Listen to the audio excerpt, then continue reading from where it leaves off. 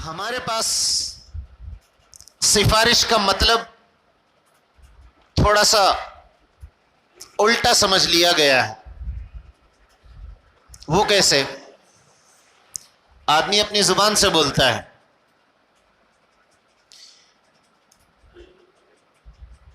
کہ میرے کو کیا سمجھتے سامنے والے پتہ نہیں، میرے کو سامنے والے کیا سمجھتے پتہ نہیں۔ پرسوں سفارش کرا، قبول نہیں کرے، پھر کیا، قبول ہی نہیں کر رہے۔ میں پھر کیا سفارش، کچھ دن کے بعد دوسروں کی، سفارش قبول ہی نہیں کرتے۔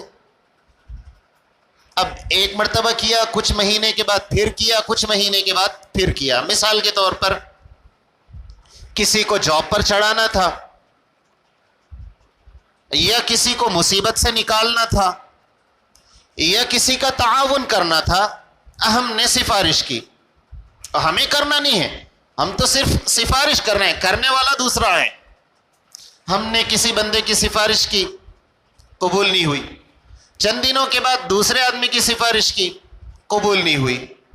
چند دنوں کے بعد تیسرے آدمی کی سفارش کی، قبول نہیں ہوئی۔ تو اپن یہ کیا بولتے؟ کیا سمجھ رہے ہو لوگا میرے کو؟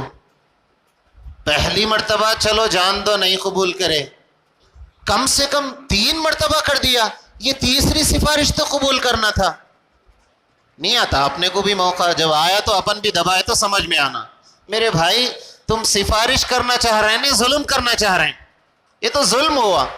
سفارش کا مطلب کیا ہے؟ سفارش کا مطلب یہ ہے کہ میں یہ کہنا چاہتا ہوں یہ آدمی اچھا ہے، باقی آپ کی مرضی ہے، آپ قبول کرنا چاہو تو کرو، نہ کرنا چاہو تو نہ کرو۔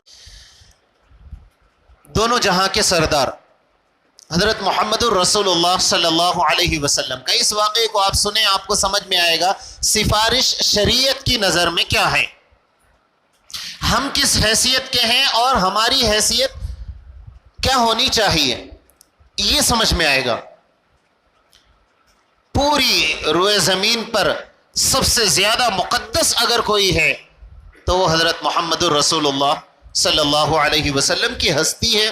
سب انبیاء میں سب سے افضل، پوری انسانیت میں سب سے افضل، علم کے اعتبار سے سب سے افضل، ہر اعتبار سے سب سے افضل ہیں۔ اور جو دونوں جہاں کا سردار ہے وہ اگر کسی کو سفارش کرے تو وہ تو قسمت والا ہے، تو اس تک سفارش جاری۔ اب آپ واقعہ سنیں، ایک باندی تھی، اس کا نام تھا حضرت بریرہ رضی اللہ عنہا، صحابیہ ہیں۔ اس زمانے میں، آج تو اس کا دور نہیں ہے باندی اور غلام کا، تو واقعے سے پہلے یہ بات سمجھ لیں کہ باندی بکتی تھی، غلام بکتا تھا، آدمی عورتیں بکتی تھی، جو باندی اور غلام جو آزاد نہیں ہوتے۔ تو جو آدمی کسی باندی کو خرید لیتا تھا اس کو اختیار ہوتا تھا اس کے مالک کو، وہ جس کے ساتھ اس کا نکاح کرنا چاہے کر دے، اور پھر اس باندی کی اجازت کے بغیر، اجازت لینے کی بھی ضرورت نہیں، یہ مالک آقا ہے، کر سکتا تھا۔ شریعت کا یہ مسئلہ ہے۔ حضرت بریرہ رضی اللہ عنہا باندی تھی، ان کے جو آقا تھے انہوں نے اپنی باندی کا نکاح حضرت مغیث رضی اللہ تعالیٰ عنہ سے کیا، بڑے صحابی۔ کچھ وقت گزرا، ام المؤمنین حضرت عائشہ صدیقہ رضی اللہ عنہا، انہوں نے یہ سوچا کہ یہ بریرہ بہت ذہین، بہت فتین ہیں، اگر ان کو خرید کر آزاد کر دیا جائے تو اچھا ہوگا۔ تو انہوں نے ان کے مالک سے باندی کو خرید لیا۔ میں نے کہا کہ خرید و فروخت ہوتی تھی، خرید لیا۔ خریدنے کے بعد مالک کو اختیار ہے، چاہے تو اپنی باندی بنا کر رکھ لے، چاہے تو آزاد کر دے۔ جب آزاد کر دے تو پھر وہ ان کا مقام آزادوں کی طرح ہو جاتا ہے۔ تو حضرت عائشہ رضی اللہ عنہا نے باندی کو خریدا، حضرت بریرہ کو، اور آزاد کر دیا۔ اب ایک اور مسئلہ ہے، باندی تھی تو مالک بغیر پوچھے کے نکاح کر دیا، اس کی اجازت ہے، لیکن جب آزاد ہوتی ہے تو پھر شریعت اس کو اجازت دیتی ہے اس لیے کہ اس کی اجازت سے شادی نہیں ہوئی نا، تو شریعت اجازت دیتی ہے چاہو تو شوہر کے نکاح میں رہو، چاہو تو آپ نکاح توڑ سکتی ہو، شریعت کا مسئلہ ہے۔ تو حضرت بریرہ رضی اللہ عنہا نے جیسے ہی آزادی ملی، انہوں نے حضرت مغیث رضی اللہ تعالیٰ عنہ سے اپنے نکاح کو ختم کرنا چاہا کہ میں حضرت مغیث رضی اللہ عنہ کے نکاح میں نہیں رہوں گی۔ اور ماجرا یوں تھا کہ حضرت بریرہ رضی اللہ عنہا انتہائی حسن و جمال والی اور انتہائی ذہین و فتین، بہت اللہ نے خوبیوں سے نوازا تھا۔ اور آپ کے جو شوہر تھے حضرت مغیث رضی اللہ تعالیٰ عنہ، یہ بھی بڑے درجے کے صحابی تھے، لیکن دیکھنے میں کالے کلوٹے تھے، خوبصورتی اتنی نہیں تھی۔ تو انہوں نے اپنا نکاح ختم کرنا چاہا، تو حضرت مغیث رضی اللہ تعالیٰ عنہ نے کہا کہ نکاح کو باقی رکھیں۔ بہرحال انہوں نے مانا نہیں۔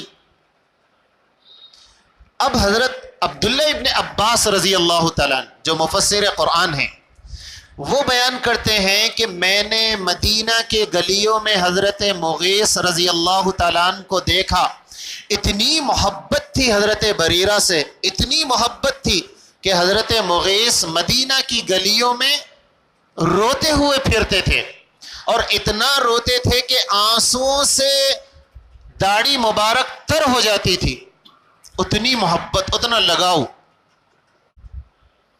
اور پھر حضرت مغیث رضی اللہ تعالیٰ عنہ نے یہ چاہا کہ میں سفارش کروا لوں کسی سے۔ اللہ کے نبی صلی اللہ علیہ وسلم کے پاس گئے اور فرمایا یا نبی اللہ صلی اللہ علیہ وسلم، میری یوں حالت ہے،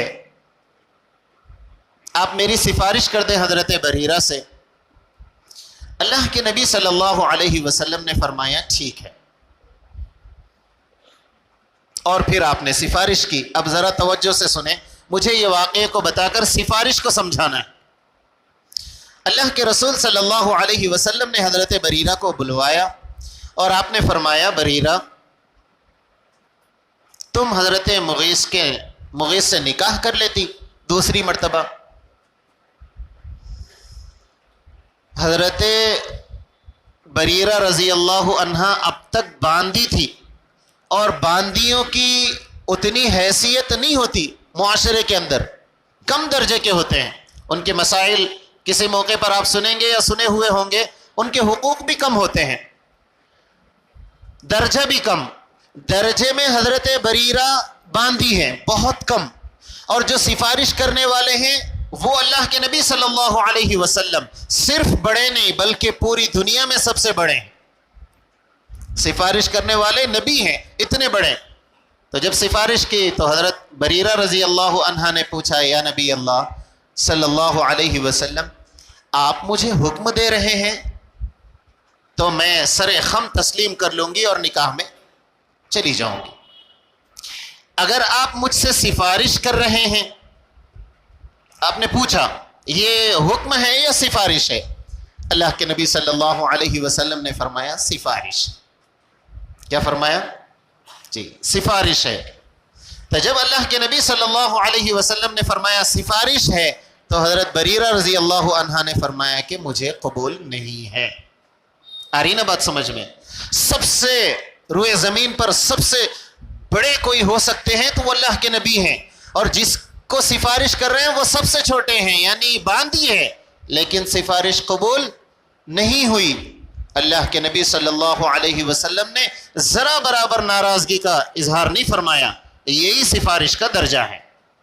سفارش کا مطلب یہی ہوتا ہے، ہم کسی سے سفارش کریں، ان کو اختیار ہے وہ قبول کریں یا نہ کریں، یہ ہے سفارش کا درجہ۔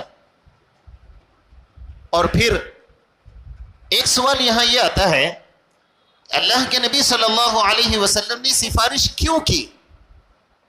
تو دو وجوہات لکھی گئی۔ ایک وجہ تو یہ ہے کہ حضرت مغیث رضی اللہ تعالیٰ عنہ کی محبت، اور خود وہ صحابی رسول ہیں، صرف شکل و صورت میں کالے کلوٹے ہیں، باقی تو صحابی رسول ہیں، اونچے درجے کے صحابی ہیں۔